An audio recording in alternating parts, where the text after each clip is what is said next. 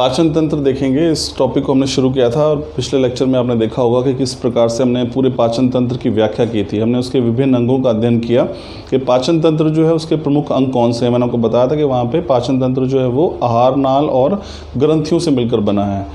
आज हम बात करेंगे, शुरुआत करेंगे पाचन की। तो देखिए हम शुरुआत करेंगे पाचन जो है वो मुख में पाचन जो है वो किस प्रकार होता है, कौन कौन सी चीज़ें हैं जो हमने यहाँ पे हमें पढ़नी पड़ेंगी और वो हम इसमें देखेंगे।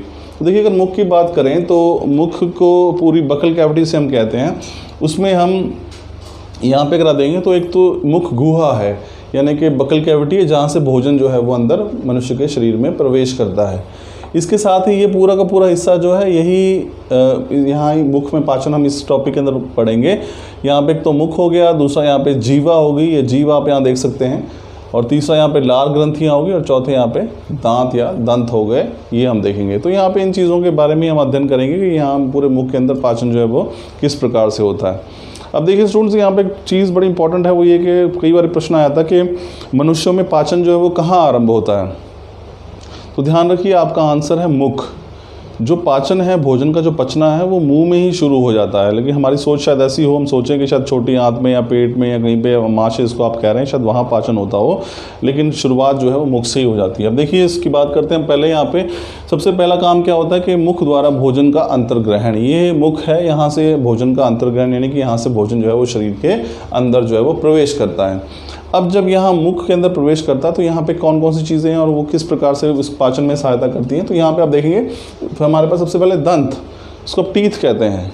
तो दांत क्या करते हैं, देखिए भोजन जो हम मुंह के अंदर लेते हैं वो दरअसल बड़े टुकड़ों के रूप में होता है। तो दांत जो है उस भोजन को चबाकर और उसे पीस कर छोटे छोटे टुकड़ों में बदल देते हैं। तो ये दांत आप यहाँ देख सकते हैं, इनका कार्य क्या है, ये भोजन जो यहाँ प्रवेश किया है मुख के अंदर, इन बड़े बड़े भोजन के टुकड़ों को छोटे छोटे टुकड़ों में पीस कर जो है वो बदल देते हैं ताकि उनका निगलना जो है वो आसान हो जाए। उसके बाद बात करते हैं हम जीवा की, यानी कि टंग। अब देखिए यहाँ पे ये जीवा है, दिखाने का प्रयास किया है।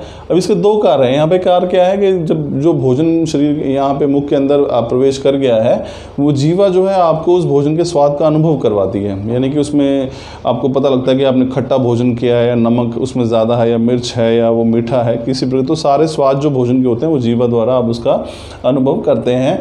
और दूसरा ये कि जीवा के ठीक नीचे अगर बात करें तो लार ग्रंथियां होती हैं, और जहाँ से लार जो है वो स्रावित होकर जीवा के नीचे पहुँचती है। और जीभ क्या करती है, भोजन के साथ जो भोजन शरीर इसमें मुख में प्रवेश किया है उसके साथ जो है लार को मिला देती हैं अच्छे से। उससे क्या होता है कि भोजन जो है वो नम बन जाता है, मॉइस्चर हो जाता है, जिसकी वजह से भोजन का निगलना जो है वो आसान हो जाता है। तो दांत भोजन को पीस कर छोटा कर देते हैं, टुकड़ों में बांट देते हैं। जीवा जो है वो स्वाद का अनुभव करवाती है, इसके साथ साथ वो भोजन को लार के साथ मिला देती है ताकि भोजन आसानी से निगला जा सके। तो ये काम हमारे पास है इसका जीवा का। अब तीसरी चीज़ जो यहाँ पे है वो है लार ग्रंथियाँ। स्टूडेंट्स ध्यान रखिए कि मुख के अंदर लार ग्रंथियाँ होती हैं, 3 जो है इस तरफ नीचे और 3 जो है वो इस तरफ नीचे। और ये सारी जो लार ग्रंथियाँ हैं, इनके जो रस है, जो नली है, वो जीभ के निचले हिस्से पर निकलती हैं। तो जब भी आप मुख में भोजन डालते हैं तो उस लार ग्रंथियों से जो लार स्रावित होती है और वो उस भोजन को नम बना देती है। अब यहाँ पे लार ग्रंथियों के 2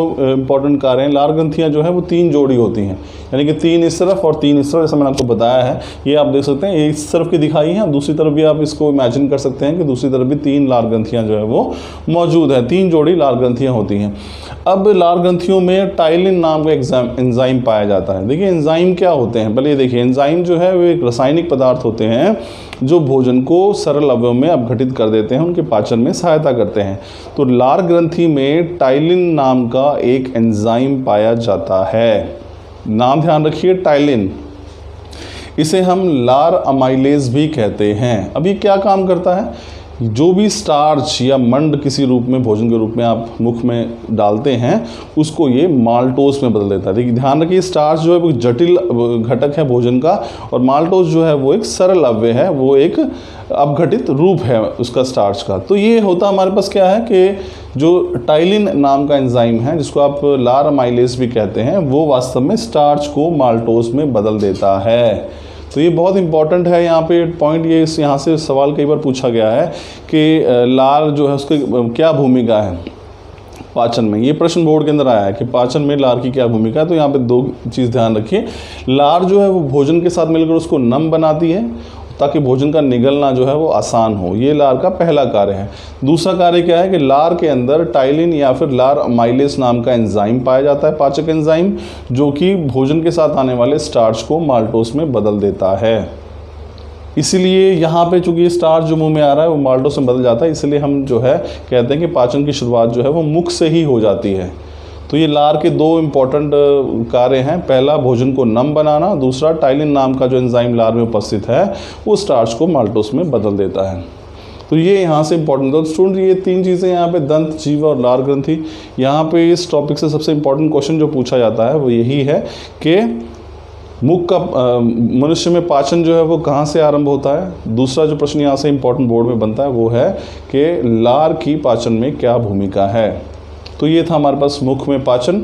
नेक्स्ट टॉपिक में हम देखेंगे कि जब भोजन जो है आगे पहुंचता है, तो अब आगे यहाँ पे भोजन जो है वो ग्रसनी में पहुंचता है। हम इसके बाद फिर चर्चा करेंगे नेक्स्ट टॉपिक में कि भोजन का जो मुख से नीचे जाएगा उसका, उस भोजन का क्या होगा।